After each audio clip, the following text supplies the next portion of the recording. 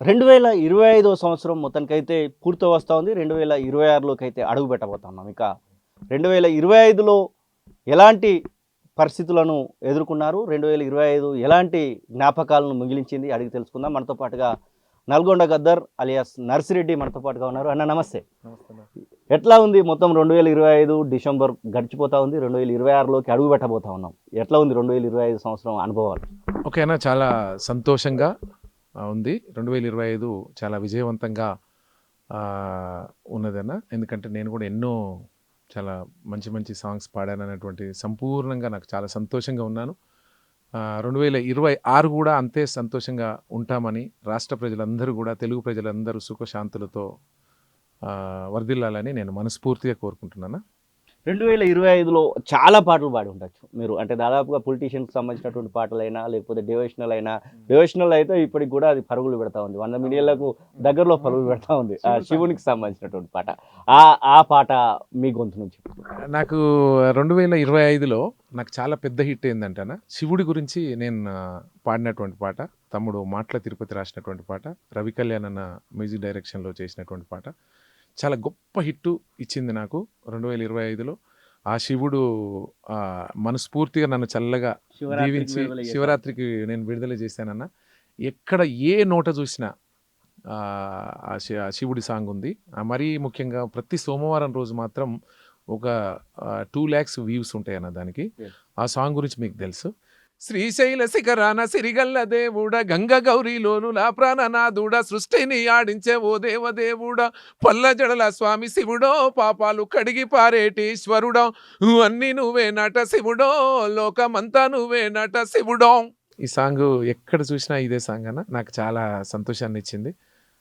అంత గొప్ప పాట శివయ్య గురించి పాడడం నాకు చాలా గర్వంగా ఉంది. ఈ శివరాత్రికి కూడా భగవంతుడు మరి అన్నీ అనుకూలిస్తే మంచి పాట తీసుకొని ప్రజల ముందుకు వస్తా. పొలిటీషియన్స్ సంబంధించి చాలా పాటలు పాడారు. ముఖ్యంగా జూబ్లీహిల్స్ ఎలక్షన్స్లో మాత్రము ఆ పాటనే గెలిపించింది అనేటువంటి ధోరణి కూడా మనం చూస్తూ ఉంటాం. రాజకీయ విశ్లేషకులే కానివ్వండి, అది మొత్తం ఏపీ తెలంగాణ మొత్తం అందరూ కూడా అదే పాటను వాడుకుంటున్నటువంటి పరిస్థితి. దాంతోపాటుగా ఇటు రేవంత్ రెడ్డి బర్త్డే సాంగ్ కింద మీరు రాసినటువంటి పాట ప్రతి సర్పంచ్, ఇప్పుడు గెలిచినటువంటి ప్రతి సర్పంచ్ కూడా పెట్టుకుంటా ఉన్నారు. ఈ 2 పాటల గురించి మాట్లాడుకోవాలి. మరి ముఖ్యంగా నవీన్ గురించి పాడినటువంటి పాట, అది నేను ఫస్ట్ సాంగ్నే బాగా పెద్ద హిట్ అయింది. తర్వాత కొంచెం అది అగ్రెసివ్గా ఉందని చెప్పేసి సెంటిమెంట్ చేయాలనుకొని సెంటిమెంట్ చేశాము. 2 సాంగ్స్ కూడా బాగా పెద్ద హిట్ అయినాయి. బాయ్ నీకు బాధెందుకే, జూబ్లీహిల్స్లో ఎగిరే జెండా నీదే, నవీనన్న నీ గెలుపుతో జూబ్లీహిల్స్ కొత్త చరితే రాసుకుంటాదే అని. ఈ సాంగ్ చాలా పెద్ద హిట్. ఎందుకంటే ఆ సాంగ్ తర్వాత నవీన్ గెలవడము, దాని తర్వాత వెంటనే గ్రామ పంచాయతీ ఎలక్షన్లు రావడము, ప్రతి గ్రామంలో నా గొంతు అది రీల్స్ కావడము, ఇన్స్టాగ్రామ్లో కూడా చాలా పెద్ద హిట్ కావడము. గెలవక ముందేమో బాయ్ నీకు బాధెందుకే అని అట్లా వాళ్ళ పేర్లు పెట్టుకొని చేయడము. ఇంకా తమ్ముళ్ళు చాలామంది కూడా ఆ సాంగ్ని వాళ్ళు అక్కడక్కడ లోకల్ పరిస్థితులకు అనుగుణంగా సర్పంచ్ల పేర్లు మార్చుకొని కూడా పాడుకున్నారు. అది చాలా సంతోషం. సరే, అందరూ హ్యాపీ. వాళ్ళకు కూడా ట్యూను అది అంతా కూడా బాగా పాడుకున్నారు. చాలా సంతోషం. ఎంతోమంది సర్పంచ్ల విజయానికి కృషి తెలిపినటువంటి పాట అది కూడా నాకు చాలా సంతోషం. అది లక్ష్మణ్ రాసిండు, మన కళ్యాణ్కి సోదరుడు మ్యూజిక్. వాళ్ళిద్దరు కూడా చాలా వారి వర్క్లో చాలా విజయవంతంగా నాకు సహకరించారు. నేను కూడా అది గొప్పగా పాడడం జరిగింది. జూబ్లీహిల్స్ ప్రజలు కూడా దాన్ని మన పాటకు అనుగుణంగా విజయాన్ని ఇవ్వడం అనేది నాకు చాలా సంతోషం. గెలిచిన యుద్ధం అని చెప్పేసి ఇప్పుడు ఓపెన్ చేస్తే లక్షల షార్ట్స్ కనబడతా ఉంటాయి.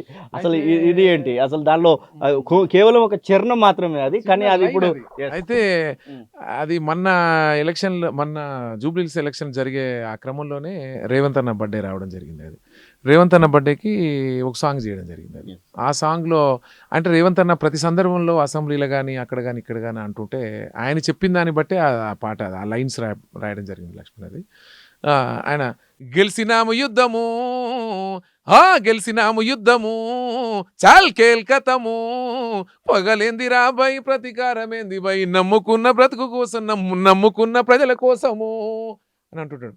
అంటే రేవంత్ రెడ్డి గారు అంటే గెలిచిన యుద్ధము అయిపోయింది, ఇక నమ్ముకున్న ప్రజల కోసము బతుకుతున్నా అని అసెంబ్లీలో అధ్యక్ష నేను తలుచుకుంటే నేను అందరిని కక్ష సాధింపు అది ఇది ఉంటే నేను జైలు గీలు అట్లా ఉద్దేశం లేదు.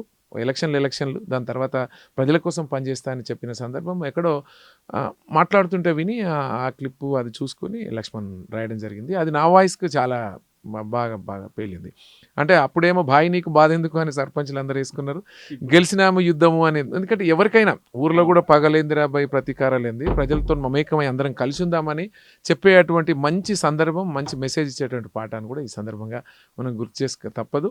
ఏది ఏమైనప్పటికీ అడ్వాన్స్ హ్యాపీ న్యూ ఇయర్ 2020. చివరగా 2023 ఎలక్షన్స్లో కాంగ్రెస్ పార్టీ అధికారంలోకి రావడానికి నర్సిరెడ్డి గొంతు పనిచేసింది. ఇది ఖచ్చితంగా అందరూ కూడా చెప్తా ఉంటారు. 3 రంగుల జెండా బట్టి కాంచెలు మొదలుకొని రేవంత్ రెడ్డి పాటలు ఏదైనా కానివ్వండి, అటు ఈ రేవంత్ రెడ్డికి సంబంధించిందనే కాదు, ఆ పార్టీకి సంబంధించినటువంటి గెలిచినటువంటి ఎమ్మెల్యేలలో 40-50 మందికి మీ గొంతు పనిచేసిందని చెప్తా ఉంటారు.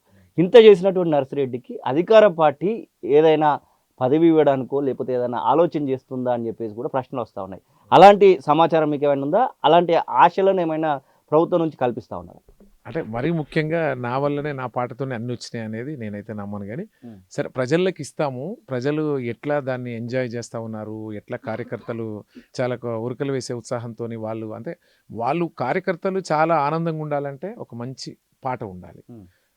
ఆ పాట వాళ్ళ ఉత్సాహము అన్నీ కలిపి కొంచెం పాజిటివ్ వేవ్ వస్తుంది. అది అందరికి తెలిసిందే. ఎందుకంటే మరీ మన నేలలో, తెలంగాణ నేలలో అయితే పాట అనేది చాలా ప్రాముఖ్యత అందరికి తెలియంది కాదు. అంటే అనేక ఉద్యమాలలో పాట చాలా అగ్రగామిగా నిలిచింది.